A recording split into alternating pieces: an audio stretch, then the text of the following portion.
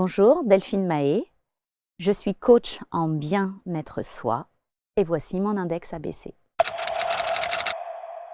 C'est une personne qui va aider des individus à améliorer leur vie, tant sur le plan physique, mental qu'émotionnel, et ainsi aussi aider à surmonter différentes problématiques de vie qui peuvent bloquer l'épanouissement, la pleine réalisation de soi.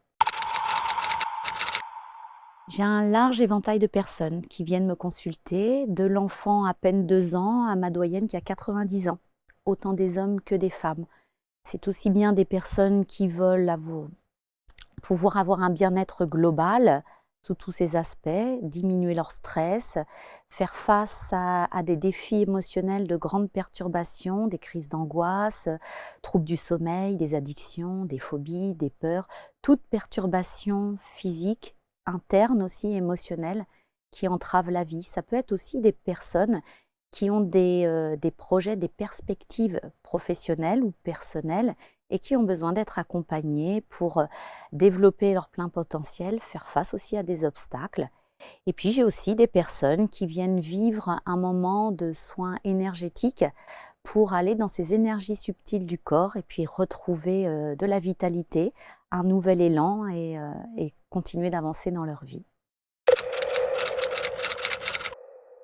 Équilibre, transformation, harmonie. Équilibre, ça me paraît important que les personnes puissent à nouveau se connecter à elles-mêmes, faire connaissance avec qu'est-ce qui se passe dans leur corps, pourquoi les émotions vont interagir en fonction de leurs pensées, et puis harmoniser aussi ce corps physique qui peut vivre des douleurs, des tensions. Donc cette connaissance de soi va pouvoir après permettre d'aller vers cette transformation. Donc je vais les aider à transformer leur vie.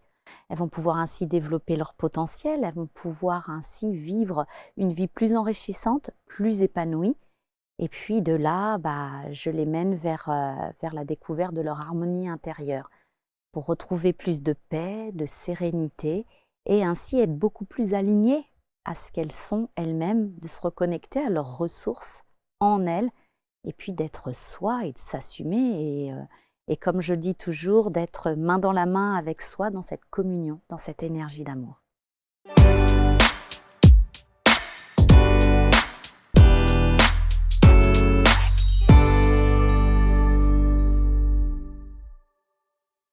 Nouvel index, nouvelle présentation, nouveau profil, si je puis dire, une personnalité qui s'installe sur ses canapés pour venir nous parler de son expertise, de ses ressentis, de ce qu'elle a envie de partager avec vous surtout, et puis également de ce qu'elle peut vous apporter dans votre vie au quotidien. C'est bien là le principe de l'index, et c'est Delphine Mahé qui est avec nous. Bonjour Delphine. Bonjour Marc. Delphine avec un Y. Exact. Et vous y tenez? Oui, j'y tiens, parce qu'il y a une histoire derrière tout ça. Oh, racontez-moi. Mon papa a fait donc l'école des beaux-arts quand il était plus jeune sur Rouen et il trouvait que quand il écrivait Delphine avec le jambage du P, ça faisait un prénom qui pouvait être déséquilibré. Ok. Alors qu'en mettant le Y, il trouvait que c'était plus harmonieux à l'écriture. Joli. Donc un côté graphique. Et puis j'ai adopté l'idée. Et puis ça me singularise aussi, on va dire ça comme ça. Donc En j'aime tout cas, bien. c'est une dimension artistique, mais ça veut dire, sur vos papiers, c'est marqué avec un Y, Delphine, ou pas? Oui, Ah ouais, effectivement, sur ma d'accord. carte d'identité, j'ai un Y. Ah, génial, génial. Après, souvent, effectivement, le mental a tendance à vouloir mettre un I, mais Bon, je l'ai bien écrit. Hein. Parfait. Et sur votre fiche, c'est bien marqué Delphine parfait, avec Marc. un Y. Merci Merci. d'être avec nous, en tout cas. Merci de venir de recevoir. cet très bel endroit qui est Saint-Malo. Et d'accepter de vous confier, de raconter votre histoire. Votre histoire m'a, je vais vous le dire, profondément touché. On en a vu des gens s'installer sur ces canapés, mais alors vous, je me suis dit, il faut 1 heure pour raconter tout ça. On ne peut pas le faire en 30 minutes. On va pourtant essayer de synthétiser. Et alors, d'abord, ce titre que vous avez choisi pour vous définir, coach en bien, être soi. Oui. C'est joliment dit. Et puisqu'on se dit la vérité, avant l'enregistrement, on vient tout juste de sortir ce titre, en fait. C'est vrai. C'est vrai. Quelle résonance il a, ce titre, pour vous? Il a que j'ai plutôt appris jeune, c'était l'éducation, certainement, et puis c'était l'époque, à apprendre à comment être. pour pouvoir faire face au monde, pour pouvoir certainement relever les défis et puis rentrer dans un moule. J'ai eu le sentiment d'avoir reçu une éducation où voilà, c'était prévenant à la fois, mais disons que c'était réducteur. J'avais l'impression qu'il fallait que je rentre dans un moule, qu'il fallait que si je voulais m'en sortir, que je me présente comme ça, que je me tienne comme ça, que je parle de cette manière. Et donc, j'ai plutôt appris comment être, plutôt qu'à être soi. Et puis, la vie faisant, je me suis rendu compte que j'étais plutôt en résistance avec moi-même, en opposition, je dirais même en dévalorisation de soi. Enfin bon, et puis, j'aimais pas la personne que j'étais, mais j'allais tellement à l'encontre de moi que voilà, ça me paraît primordial d'être soi et de l'assumer, et de s'aimer. Et de s'aimer, d'être Oui. dans cette connexion à l'amour, à son cœur, pour pouvoir aimer toutes ces facettes de soi et puis faire sa place, quoi. Ouais. Coach, en bien être soi, il n'y a pas de liaison entre les deux et on a bien séparé effectivement dans le titre parce qu'il y a une signification particulière. On verra quels sont les 3 mots que vous avez choisis entre équilibre, transformation et harmonie. Mais il est important, et c'est le principe de l'index, c'est de prendre le temps en quelques minutes de revenir sur votre parcours de vie, parce que c'est ce qui fait ce que vous êtes véritablement aujourd'hui. Vous parliez de votre enfance, de vos parents, une vie tranquille à la campagne, mais peut-être trop tranquille. Alors mes parents, j'ai pas le souvenir, mais il semblerait que j'étais souvent malade en ville. Et le médecin leur avait dit vaudrait mieux qu'elle vive à la campagne, le plein air, et sa santé sera meilleure. Donc effectivement, moi j'ai le souvenir d'arriver à la campagne, ce qui s'est passé avant pas trop, très isolée, oui effectivement, il y avait juste une ferme, des champs et puis une autre maison à côté, d'un couple assez déjà âgé qui avait eu 13 enfants. Et il en restait qu'une fille sous le toit donc moi j'avais 7-8 ans et elle devait avoir 12-13 ans, qui était trisomique. Bon, il faut savoir aussi que je suis fille unique. Et je me passionnais déjà d'aller jouer avec elle, de lui apprendre à faire du vélo, de voir le bonheur sur son visage, de réussir à faire quelque chose. Mais j'étais aussi à l'aise d'aller sur un tracteur et d'être dans les ballots de paille et d'être chez le voisin, dans la nature, quoi. Je crois que j'aimais bien être seule aussi, dans ma bulle, parce que j'avais l'impression que j'avais toute liberté d'être moi. D'être vous, oui. Et ça, c'est la personne maintenant qui le dit. Bien sûr, qu'il analyse avec le recul, évidemment. Donc il y a cette petite fille, qui a 1 an de plus que vous, 1 an ou 2, qui devient votre amie, avec laquelle vous jouez. Et la seule complicité dont vous parlez avec les adultes, c'est celle de votre grand-mère.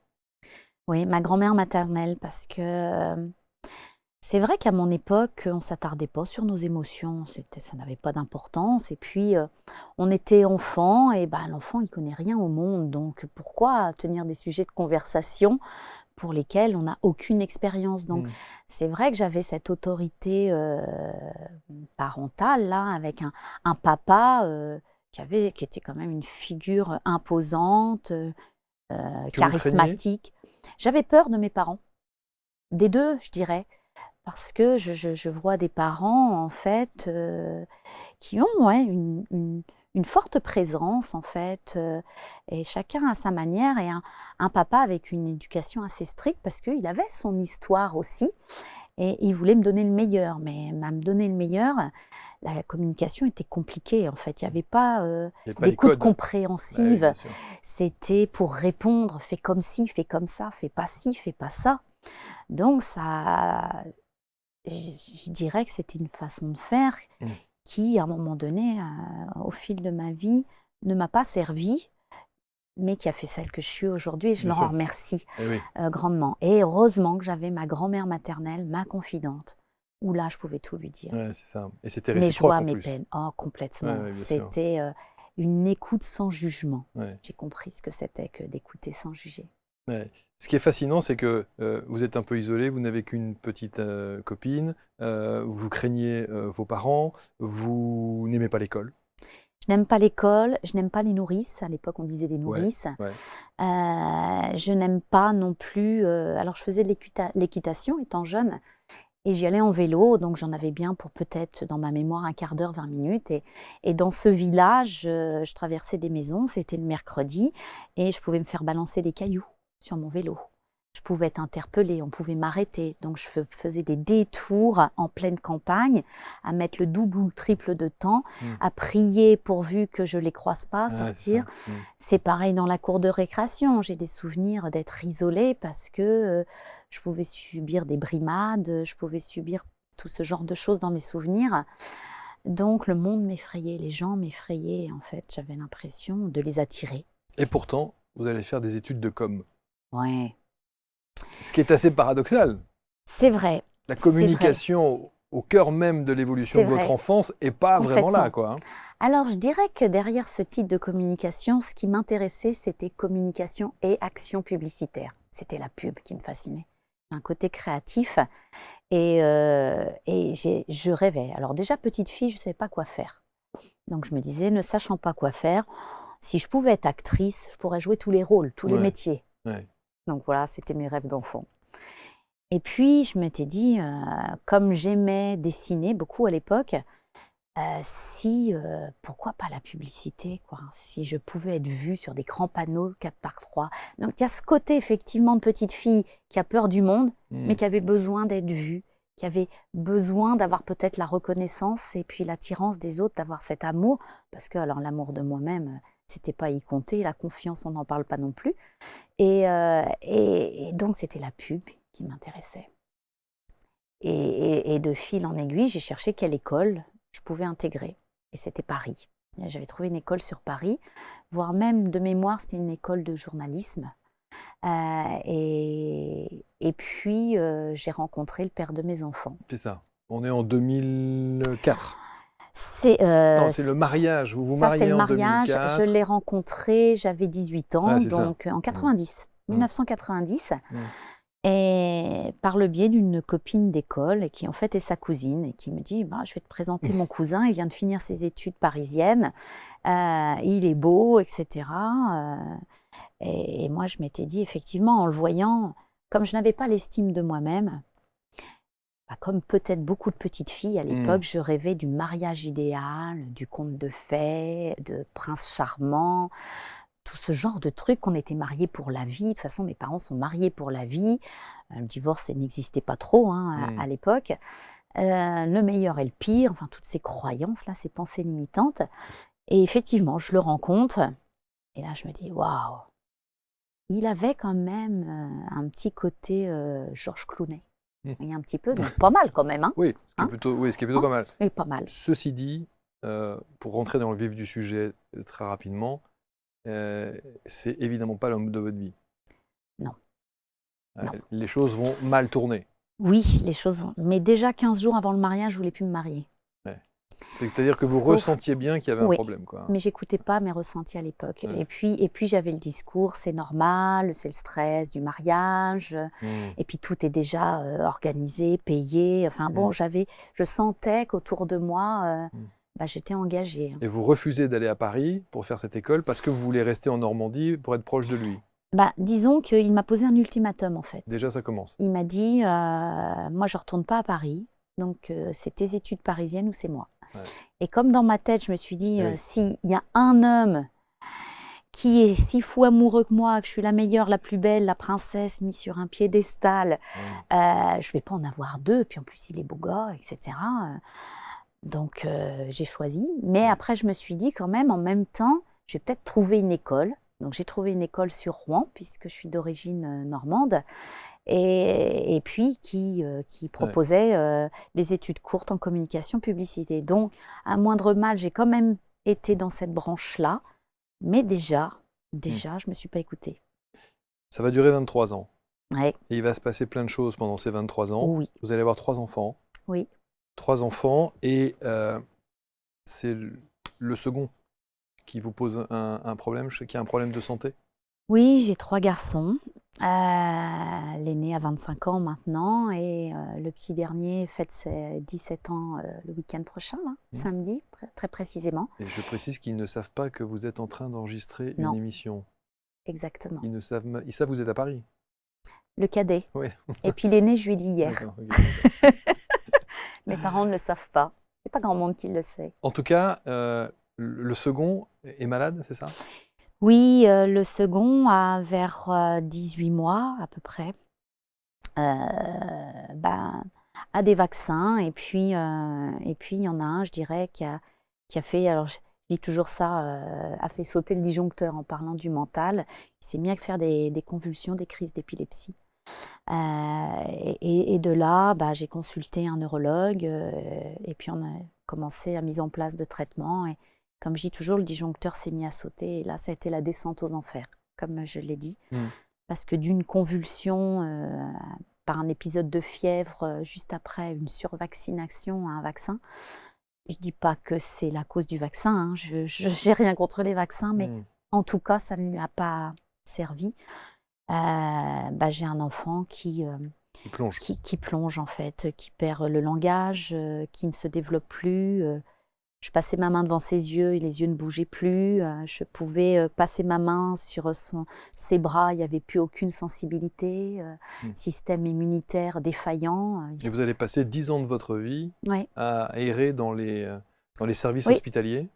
Courir la France de spécialiste en spécialiste, qu'on m'explique. Plus il avait de traitement, plus ça empirait. On en remettait un deuxième, on en remettait un troisième. Eux-mêmes étaient perdus. J'y connaissais rien au milieu médical à l'époque. J'ai aussi rencontré dans le milieu médical des personnes qui me disaient « mais écoute, tu devrais essayer de voir en dehors de la médecine, en complément, peut-être qu'on va pouvoir t'aider ». Et c'est comme ça, par le bouche à oreille, que j'ai parcouru la France, que je me suis aussi, pendant une dizaine d'années, passé moult soirées, pour pas dire quasiment toutes, à étudier la neurologie, pour dire mais s'ils ne sont pas capables de chercher plus loin, moi je vais chercher, puis je vais les aider, de ma compréhension à moi de maman. Donc j'ai voulu comprendre comment fonctionnait le cerveau, qu'est-ce qui se passait. J'ai fait la connaissance aussi avec une association suisse où il y avait des neurologues mondiaux qui étaient réunis dans cette association et qui là pouvaient entendre, parce qu'en France, j'ai été confrontée à des limites restrictives quant aux recherches, quant au développement. Je dis toujours, on est le pays qui arrive toujours des fois un peu en retard sur certaines choses, certaines pratiques. Et comme je ne suis pas une personne à rester les deux pieds dans le même sabot, j'ai besoin de comprendre, j'ai besoin donc... Et alors, ce qui est assez je cherche. Ouais, si vous cherchez. Et alors, ce qui est assez incroyable, Delphine, c'est que vous désirez un troisième enfant. Oui. Alors que tous les neurologues vous disent, c'est une folie. Vous ne devriez pas le faire. Oui. Ils ne sont pas capables de m'expliquer ce qu'a mon enfant. Ils ne sont pas capables de mettre un diagnostic sur une épilepsie. Ils ne sont pas capables de comprendre quoi que ce soit.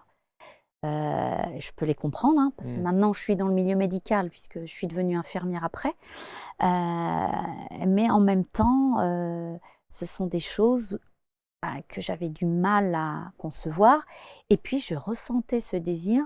Mon deuxième enfant était malade à 18 mois. Et je ne sais pas, c'est que là, je ressentais un désir profond d'être à nouveau maman. C'était inexpliqué. Un peu comme je savais que je ne devais pas me marier. Cette forte intuition-là, je ne savais même pas comment ça s'appelait. C'était plus fort que moi. Et j'étais persuadée qu'il irait bien. Mais alors, si on résume, vous avez 3 enfants. Oui. Un enfant malade. Oui. À l'époque, vous êtes marié à quelqu'un d'assez difficile à vivre, on va dire. Oui, on subit beaucoup de violences. Beaucoup de violences. Il y a de la... Vous parlez de perversion narcissique, vous parlez de... Disons que des spécialistes m'ont parlé de ça parce que j'y connaissais rien. Après, je dirais que c'était pas de la violence physique, c'était psychologique sur les enfants, sur moi-même. Et c'était toujours autour de la sphère privée. Et en dehors, j'y comprenais plus rien de ce qui m'arrivait. J'avais l'impression de plus être moi, d'avoir une description de l'autre qui n'était pas moi. Et j'en perdais qui je suis, quoi. J'ai l'impression de perdre mon âme même. Il y a le burn-out qui arrive. Inévitable. Oui, on est en 2010, dépression. C'est ça? C'est ça, c'est ça. Alors, on va accélérer évidemment sur l'histoire parce que 2010, il y a effectivement ce burn-out. Ensuite, il y a le divorce que vous souhaitez, sauf que lui, il ne veut pas. Ça dure encore. Ça dure 3 ans. Ça dure 3 ans de plus. Et vous dites, ce qui est incroyable, c'est que vous commencez à vous battre et à relever la tête, vous allez suivre des formations, le Reiki, la PNL, toutes ces choses-là qui vont rentrer dans votre vie, et vous dites, plus je vais mieux dans ma situation, plus les choses se dégradent chez moi. Oui. C'est ça le paradoxe qui est incroyable. Oui. À un moment donné, l'autre me dit tu te laisses aller, j'aimerais bien quand je rentre à la maison, parce qu'évidemment, quand on a un enfant malade, je ne pouvais pas rester inactive. Donc, Ça je me suis accapare. formée Bah oui. à une méthode qui, je ne sais pas si maintenant elle est reconnue en France, mais qui était une forme de psychomotricité, qui permettait de réinstaller la fonctionnalité des 12 paires de nerfs crâniens sous forme de gymnastique. Donc, j'avais dans ma clientèle à domicile, j'avais aménagé un cabinet, je recevais une patientèle avec des enfants porteurs de troubles autistiques, trisomie. Donc, je voyageais dans ce même univers, mais en même temps, c'était passionnant. Je recevais tellement de bonheur, d'amour de ces enfants-là. C'était mon univers, en fait. J'étais très bien. Et donc, c'est sûr que j'étais pas en tailleur, j'étais pas maquillée, j'étais à quatre pattes en permanence avec un enfant malade, plus d'autres enfants qui souffraient aussi de problématiques. Et voilà, donc je me suis dit, il faut que je m'occupe de moi. Ok, je vais m'occuper de moi. Mais à chaque fois que l'autre me disait ou me conseillait de faire quelque chose, quand je le faisais, ça me retombait dessus, j'aurais pas dû le faire. En fait, c'est ça l'ambivalence de ce type de personne. C'est ça. Et puis toutes ces brimades que je pouvais recevoir, t'es belle mais t'es moche à la fois, t'es mince mais t'es grosse, enfin, c'est tout ce genre de choses. Et donc, je me suis dit, je vais m'occuper de moi, parce qu'effectivement, un matin, j'arrivais même plus à porter une tasse de café. J'avais plus de force. Mon corps m'a lâché, quoi. Et là, je suis tombée en larmes. Et je me suis dit, mais c'est pas possible. Je ne peux pas être malade, mon corps ne peut pas me lâcher. Et puis, j'avais des parents qui, comme c'était au domicile, voyaient qu'il se passait certaines choses, en fait, dans l'attitude de l'autre, qui n'était pas normale. Donc 2013, divorce. Et oui, voilà. Et j'avais des amis, une amie très proche, qui me dit, écoute, ça se passe pas bien, là. Puis qui avait déjà vu des choses à la maison. Qui me dit, c'est pas logique, tu subis des violences. Je dis, mais non, je subis pas des violences, on a un enfant malade en même temps. Enfin, bref. Et je commence à consulter. J'ai vu un ostéopathe, j'ai vu des personnes en énergétique, en soins pour moi. Et là, une spécialiste m'a dit, vous verrez les choses différemment. Je ne sais pas ce que ça voulait dire. Et j'ai eu l'impression de voir les choses tout à fait autrement. Sauf que l'autre s'en est rendu compte, comme si je l'avais découvert. Et j'ai eu l'impression que là, c'était la fin de tout. C'est pour ça que ça a empiré. C'est pour ça que ça a empiré. Mais le pire dans cette histoire, c'est 2014. Oui. Donc effectivement, pour revenir un petit peu, autour de moi, on me sentait en danger. J'ai appelé au secours la famille pour dire c'est pas normal ce que je vis et autres, mais on me disait, écoute, c'est des histoires de couple, comme tout couple. Ah bon, d'accord, ok, c'est normal.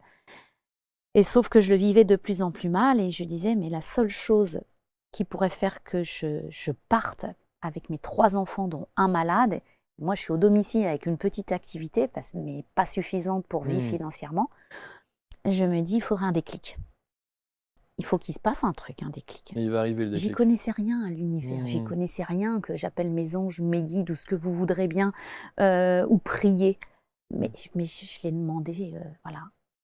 Et là, c'est arrivé, effectivement, mi-2013, l'été 2013, devant un ordinateur, comme par hasard. J'appelais ça du hasard à l'époque. J'ouvre un fichier, j'ouvre un truc, un machin, et puis là, je découvre le poteau rose. Donc, 3 ans avant, je voulais divorcer, il m'a supplié que non. Et puis, pendant ces 3 années-là, où ça a empiré, lui a pu refaire sa vie, il faisait sa vie en parallèle. Et là, j'ai découvert le poteau rose. Et je me décide d'entamer une procédure. Et 6 mois après, on arrive en 2014, ce jour du 30 mars, où effectivement, là, il y a une tragédie qui arrive. Votre petit garçon. C'est ça. Qui décède. Mon deuxième enfant décède. Un matin, je vais le réveiller, je trouvais que pour une fois, il faisait une grasse matinée, alors que lui, il dormait que par 2 heures la nuit. Donc, il était devenu hyperactif avec des troubles envahissants du développement, de l'épilepsie. Enfin bon, donc ça m'occupait H24. J'étais même devenue hyperactive, d'ailleurs. Et ce matin-là, je trouvais que la nuit était trop longue. Et je vais le voir Et voilà, et je le découvre. C'est le jour aussi où j'allais déposer les statuts pour créer une association, un centre pour enfants différents, où là, j'avais la structure, une école me prêtait ses locaux, j'avais l'aval du conseil régional, et ce jour-là, je devais aller déposer les statuts. Et en même temps, 10 jours après le décès, je passais l'oral infirmier parce que je trouvais que de rentrer dans le milieu médical faisait plus de poids encore. Et j'étais déjà dans le soin, donc c'était juste l'idée de dire, par rapport à toutes ces sphères-là, j'aurais plus de légitimité. Donc vous devenez infirmière, vous décrochez votre diplôme. Voilà, on est en 2014, je je rentre dans cette école, tel un zombie. Je ne sais même pas ce que j'ai dit, qui j'ai vu, je suis en mode amnésie totale. J'y vais, voilà, vraiment pour le coup, je suis moi, dans toute sa splendeur, sans filtre. Incroyable. Ils me prennent, je leur ai dit, mais ils sont inconscients. Et vous êtes major de promo. Et je suis major de promo. Incroyable. Et on me l'apprend après. Ouais. Donc on résume, une vie personnelle, une vie privée, on va dire, zéro. Des grands moments de bonheur, mais des grands moments aussi tragiques. Le soutien de la famille qui est un peu désemparé et qui est plutôt inexistant également. J'ai pas cette écoute-là, ils comprennent pas en fait. Le drame absolu de la perte d'un enfant et ce besoin de se reconstruire parce qu'il y en a 2 autres et que vous ne pouvez pas flancher. Donc à quel moment arrive votre expertise que vous développez aujourd'hui? Alors pendant cette formation qui dure 3 ans, infirmière, de 2014 à 2017, en même temps je me reconstruis. En même temps, je m'occupe de 2 enfants en bas âge. Donc, j'en ai un, mon aîné a 13 ans à peu près, 12-13 ans, et le petit dernier, il a 6-7 ans. Je rentre à cette école d'infirmière, et puis je suis accompagnée par une psychologue, et je l'en remercie beaucoup, qui était déjà ouverte par son mari au Reiki, à des méthodes de soins énergétiques, aussi à des techniques complémentaires. Donc, elle m'allait très bien, elle avait un discours que j'aimais beaucoup. Donc elle m'a aidée pendant 3 années et puis en même temps le bouche à oreille, donc j'ai découvert des méthodes de soins complémentaires, alternatifs, holistiques, on l'appelle comme on veut, qui me faisaient beaucoup de bien. Et puis en même temps je ne devais pas flancher parce que mes enfants comptaient sur moi. Et bien sûr. Mais c'était ma ressource, mes enfants en fait. On peut le dire, j'ai pensé à dire mais de toute façon le jour où j'ai découvert le décès de mon fils, je me souviens avoir dit, parce que j'avais des camions de pompiers partout chez moi, j'avais le maire de la commune et de lui avoir dit, mais enfermez-moi, je veux mourir. C'est la seule fois que j'ai dit. Et c'est la psychologue qui vous sauve? C'est un ensemble en fait. J'ai ma meilleure amie qui m'appelle tous les jours. J'ai un petit frère de cœur qui m'appelle tous les jours, que je coach aussi parce que lui va pas bien. Donc tous les jours, je sortais de l'école, j'étais au téléphone. Donc il ne me lâche pas. Et puis c'est la psychologue, c'est aussi des praticiens à côté. C'est beaucoup de lectures, beaucoup de formations. C'est d'être aussi au contact de jeunes. On était 50 dans la promo, on devait être 5 à avoir au-delà de 40 ans, imaginez. Donc je suis entourée que de jeunes de 18-20 ans. C'est une bouffée d'oxygène en fait. J'ai l'impression d'être dans une bulle de protection pendant 3 ans. Je ne sais pas ce que je fais là au final. Je me dis que je vais monter le projet à la sortie, mais je me forme à des techniques, je ne sais même pas pourquoi. Mais vous avez fait, en plus, vous faites plein de choses. Hypnose, PNL, Maître Reiki évidemment, l'Access Bar. C'est ça. La méthode Lao Chi, c'est ça. Vous avez vraiment... La phytothérapie. Oui, en fait, mais c'est pour moi, en même temps que c'était aussi pour mes enfants et pour celui qui était malade. Bien sûr. Mais c'est avant tout pour moi. Le Reiki, ça a été un outil de développement personnel pour moi qui m'a permis de m'ouvrir aussi aux soins énergétiques. Bon, faut savoir que petite, je sentais des choses. Mais bon, je me disais, c'est quoi ce truc-là, quoi. À qui s'adresse votre expertise aujourd'hui? Mon expertise, elle va s'adresser, j'ai un large éventail de personnes. Oui, j'imagine, en fait. Du coup, parce que là, vous avez... c'est le incroyable. plus jeune, il peut avoir à peine 2 ans, et ma doyenne, elle a 90 ans, quoi. Ce sont des hommes, ce sont des femmes, ce sont des gens... à quelque part, j'ai une partie de moi en eux, quoi. Je travaille beaucoup avec des médecins, donc j'ai des burn-out, les dépressions, les deuils, tout ce qui va être problème de grossesse. Mais j'ai aussi tout ce qui est anxiété, les peurs, les phobies.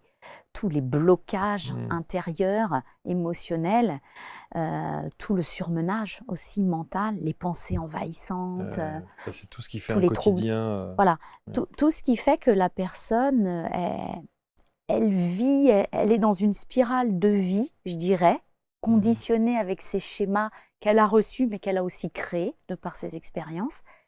Et du coup, je ramène les personnes à nouveau à être dans l'écoute de soi, pour mieux se comprendre, pour ainsi voir qu'en globalité, ce que l'on pense, ce qui se passe dans notre tête, conditionne aussi ce qu'on va ressentir, ce qui va aussi conditionner la santé physique. Et puis si on arrive à une meilleure écoute, à un meilleur équilibre, on peut mieux se transformer. D'où équilibre, on va pouvoir mieux se transformer, mieux pouvoir reprendre sa vie en main, le parcours que j'ai suivi, pouvoir accéder à ses ressources intérieures, accès à ce potentiel-là, et puis reprendre sa vie en main et d'aller vers des projets perso, pro, puis d'être du coup guidé dans cette harmonie intérieure, parce qu'au final, on arrive au centre de soi, quoi. Et là, c'est beaucoup plus de paix, c'est beaucoup plus d'harmonie, de sérénité, et puis de se sentir en conformité avec soi. Est-ce que vous l'êtes pour le coup? Oh oui. Oui? Oui. Ouais.